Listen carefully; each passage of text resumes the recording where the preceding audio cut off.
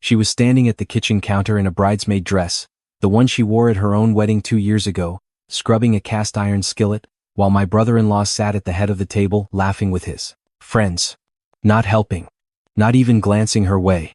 Just laughing, loud and easy, like the world belonged to him. I had driven 4 hours to surprise my sister for her birthday. Nobody told me it would feel like walking into a funeral.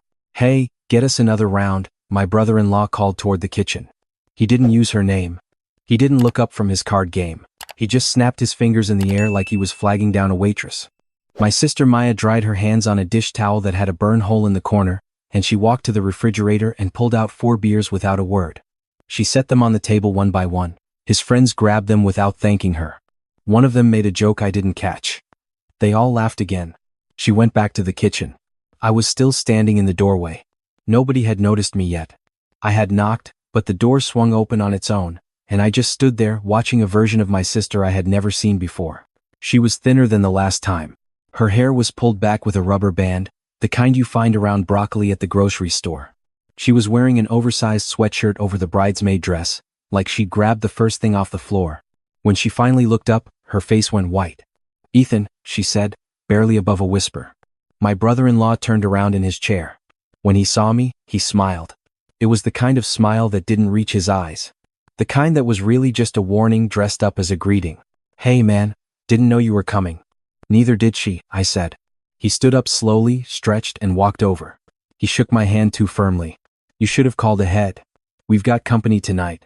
He gestured toward the table like that explained everything, like my sister scrubbing pans in a bridesmaid dress on her birthday was a perfectly normal thing to walk into.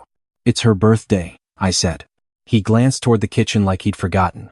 "Right, yeah. We're celebrating this weekend. It's been a busy week." Maya appeared in the kitchen doorway, dish towel still in her hand. "It's okay, Ethan. I'm fine." She said it too fast. Like she'd practiced saying it. Like the words came out on their own now, automatic. The way you flinch before you even know something's coming. I looked at her and I saw it clearly for the first time, the thing I had been making excuses about for 2 years. The way she stood slightly hunched, like she was trying to take up less space. The way her eyes moved to him before she answered me, checking, calculating. The small scar along her jaw that she told me came from a car door last spring. I didn't make a scene that night. His friends were there and I could see in Maya's eyes that a scene would only make it worse for her later. So I sat down at that table and I ate the food she cooked, and I watched my brother-in-law hold court like a king, and I smiled and nodded and said almost nothing. But I was paying attention to everything. His name was Derek. Derek Calloway. He had a good jaw and a firm handshake and a graduate degree from a school he mentioned within the first 10 minutes of meeting anyone. He ran a consulting firm that operated entirely out of the second bedroom. He drove a leased BMW he could barely afford. He was the kind of man who made a great first impression on everyone except the people who lived with him. His friends left around 11. Maya cleaned up. Derek poured himself a scotch and watched a game on the couch. When she finished with the dishes, she asked him quietly if she should make up the guest room for me. He said, "Sure, whatever," without looking away from the screen. That was it. That was her birthday.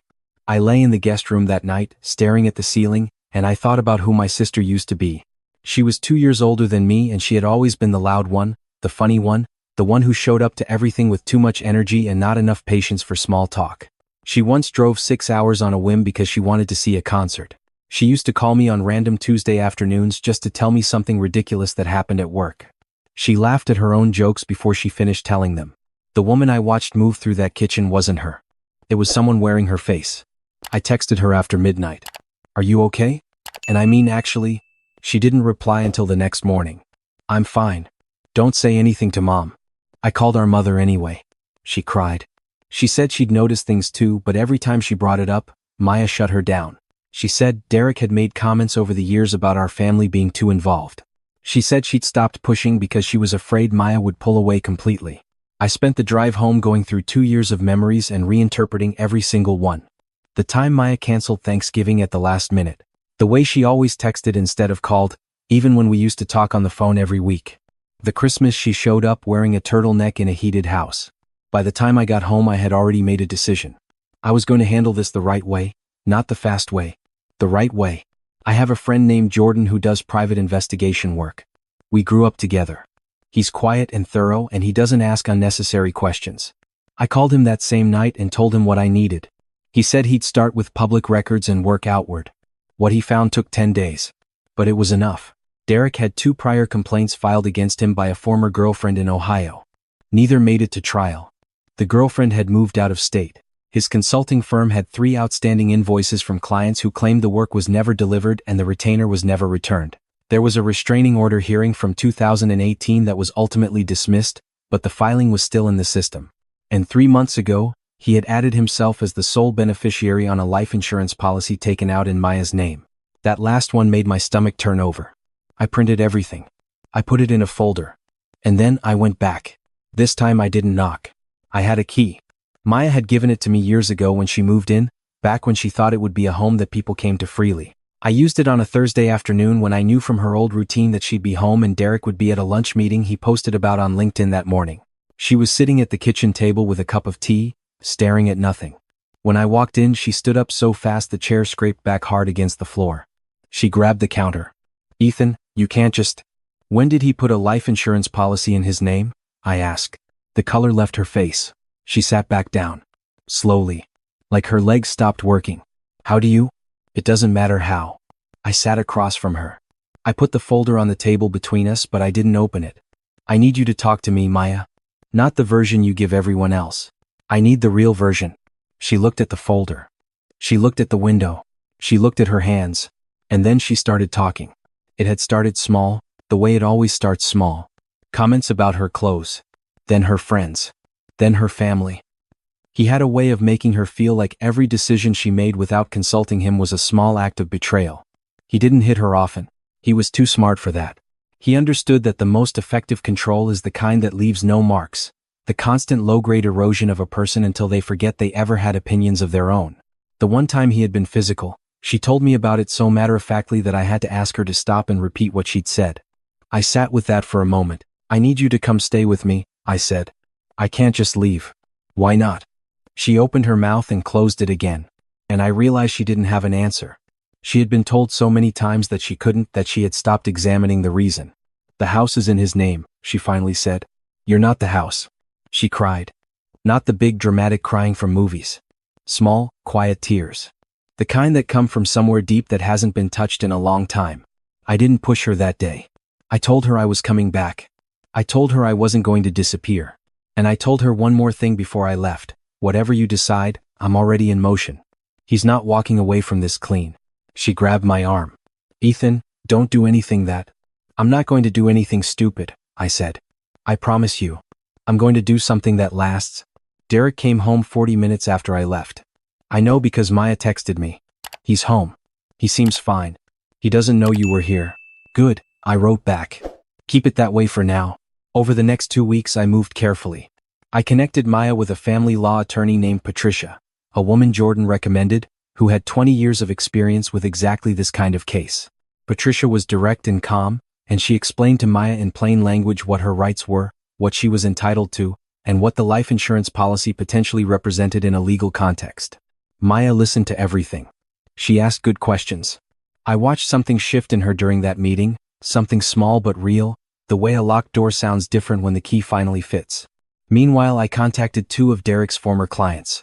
Both agreed to speak on record about the money he owed them. One of them had already hired an attorney and was prepared to file civil action the moment someone else moved first.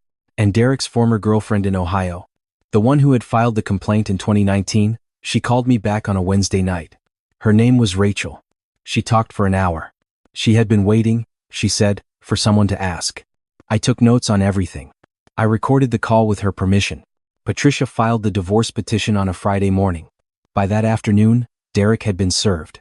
I was at Maya's apartment, the one I helped her move into 3 days before the filing, a clean 2-bedroom on the north side of the city, lease signed under her name with money from an account she had quietly opened 6 months ago without telling him when she got the notification on her phone. She read it. She set the phone down on the counter. She stood very still. "It's done," I said. She nodded. "Just once." Then she sat on the floor right there in the middle of the empty kitchen. And she pressed her back against the cabinet and pulled her knees to her chest and she just breathed. In and out. In and out. Like she was remembering how. I sat down on the floor next to her. We didn't say anything for a while. "He's going to come after me," she said. "He's going to try," I said. Derek did not take it quietly. He called her 47 times in the first 24 hours. When she didn't answer, he called our mother. He showed up at her apartment building and buzzed the intercom until a neighbor threatened to call the police. He emailed her employer claiming she had taken confidential files. He posted a long statement on social media about being blindsided by a spouse who had mental health struggles he had tried privately to support. He was very good at the performance. I'll give him that. But I had already sent our documentation package to 3 people before the divorce petition was filed. The first was a journalist at a local outlet who covered financial fraud and had done a piece on predatory contractors the previous year. The second was the president of the professional association Derek belonged to, along with the complaints from his former clients.